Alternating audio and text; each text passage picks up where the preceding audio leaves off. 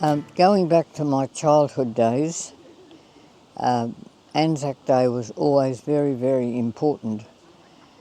I think it was important because my father fought in World War One. My father went in the third wave that landed on Gallipoli, and Dad very rarely spoke about the war, but he always told us that on ANZAC Day we were to remember the brave men who never came back home. So I can remember going to ANZAC Day marches in Gundagai as a very small child, and I always looked at Dad because he wore his medals, and I thought my dad's important. And it was very moving, those big ANZAC Day marches. And every ANZAC Day I sit and watch at the TV and watch the marching, and I see that the old soldiers have gone to God, but there are young men who have fought in the different wars around the world are taking part in the ANZAC Day March. It's good for us to look at that word ANZAC. A for Australia, N for New, Z for Zealand. So it was Australia, New Zealand Army Corps. And that ANZAC is a day when the word is said, we all think of the lives lost of our young Australian and New Zealand men. ANZAC Day reminds us of our youth, male youth, young men who put their ages up. They were not 18, they were not 20. They were 16, some of them, but they said they were 18. They said they were 20. They wanted to serve their country. And it was the most beautiful thing to stand by as a child and watch those young boys who had been wounded, came back as middle-aged men, but they marched along, even though some of them had bandy leg because it was broken at the war. They were beautiful to watch. And ANZAC Day to me is very sacred because I think I had my father at the First World War, I had my brother at the Second World War, and when you've got your own family and they can tell you stories of what happened in the war, you realise what war really means. But here on Bathurst Island is another story, a story that is unknown to the wide, wide world. Father John McGrath, MSc, had heard that the Japanese were entering the Australian waters. So he said to the people here that had come in from the bush over the years from 1911 to 1920, people came in to live at the mission. So Father McGrath told the people, go bush, because the Japanese are going to come. Now, on that fatal day, when the Japanese did come, they flew over the small Bathurst Island mission. Father John McGrath heard those planes and he knew the sound of the plane was totally different to the sound of an Australian or British plane. So he ran across where I'm sitting now. Behind me is the first radio shack that was built by the mission. So on that fatal day, when the Japanese flew into Darwin, they first flew across Bathurst Island. Father McGrath realised that the sound of the plane was not of a British or Australian. So he ran across to the building that is behind me. It's the same building. It was a radio shack. And he radioed Darwin that the Japanese were approaching. Sadly, the message was heard but was taken no notice of. That message was picked up by the Japanese planes and they came back. And they circled around to see where it was coming from. And as they flew out, there was an old man here called Fernando.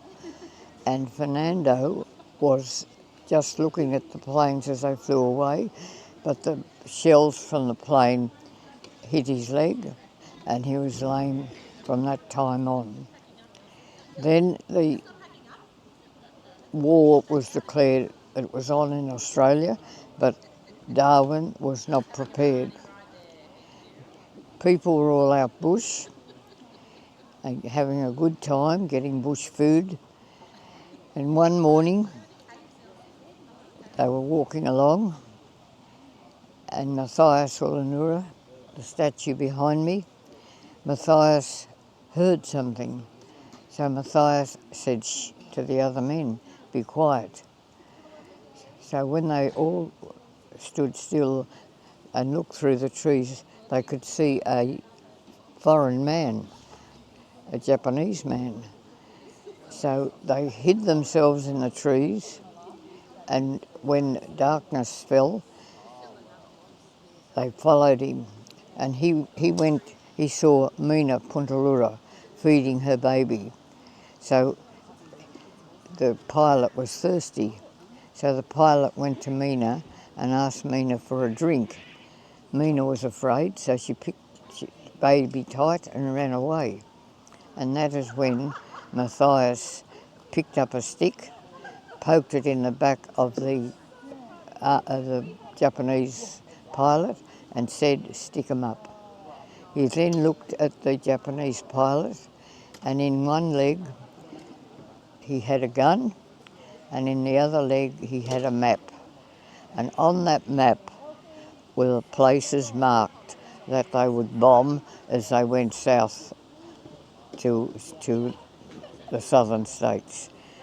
So Matthias brought that prisoner across the strait with about 5 other Tiwi men, Paul Kiranayua, the mother of Magdalene, the father of Magdalene, one of the Walter's father, Clement.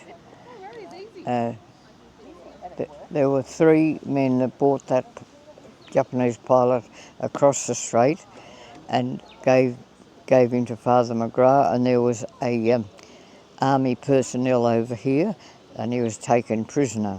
The sad thing is that that prisoner was one of the ones who escaped from Cowra jail in New South Wales, and because Japanese are proud and cannot be found to be guilty of anything, he suicided rather than go back to prison.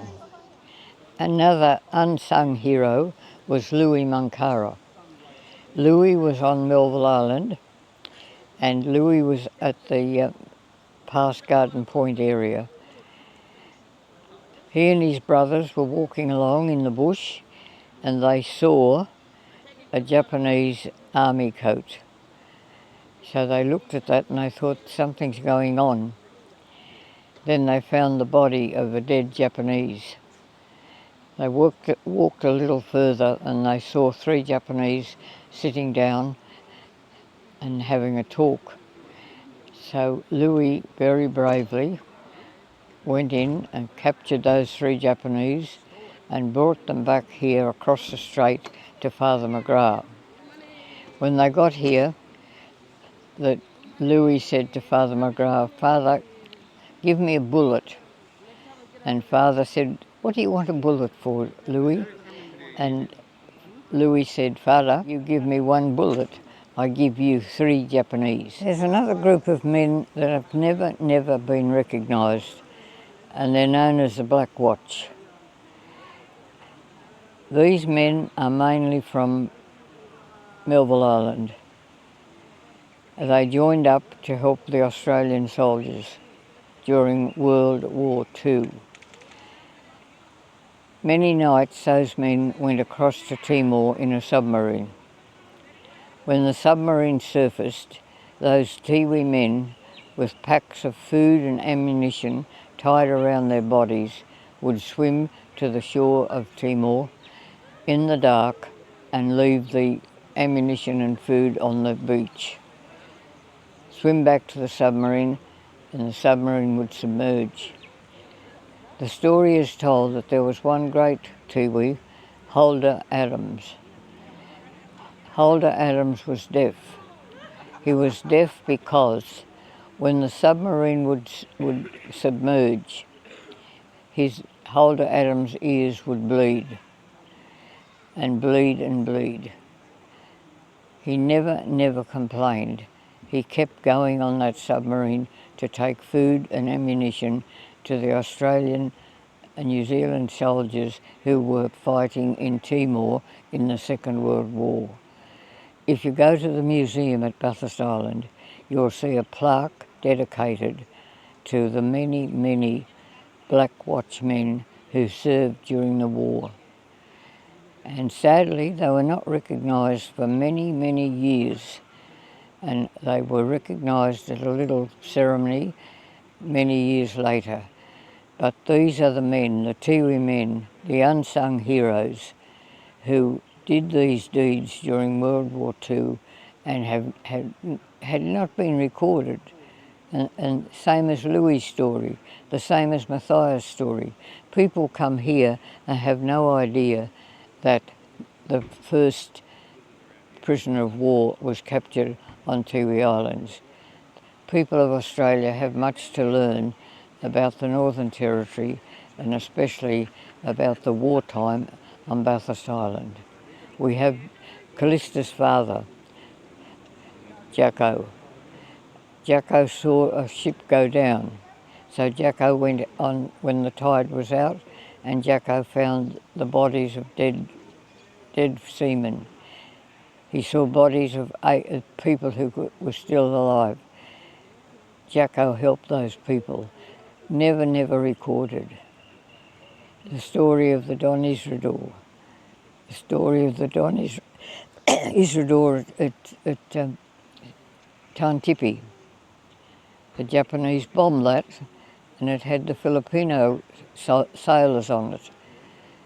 There the Tiwi, the Mankara family again, Louis again, out there, ready to help, but no recognition. So ANZAC Day for the Tiwis, it didn't mean so much, but of late it does. They realise that Tiwis are in the history books as well as any other nation. But it was sad, and it is still sad, because I meet people who come here on tours and ask me, what is this about the war? They had no idea, and it is not taught in southern schools that the first Japanese prisoner was captured by a Tiwi Islander. And every ANZAC Day we stand for the ode, the memory to our fallen soldiers, and we end up with lest we forget. And I urge people to think about those three words, lest we forget. Don't let us forget what was done by our Tiwi brothers. They captured the first Japanese prisoner. They aided the soldiers from other countries that went down on ships. And it is sad that they have not been recognised in history books, and it's sad that it's not taught in southern schools.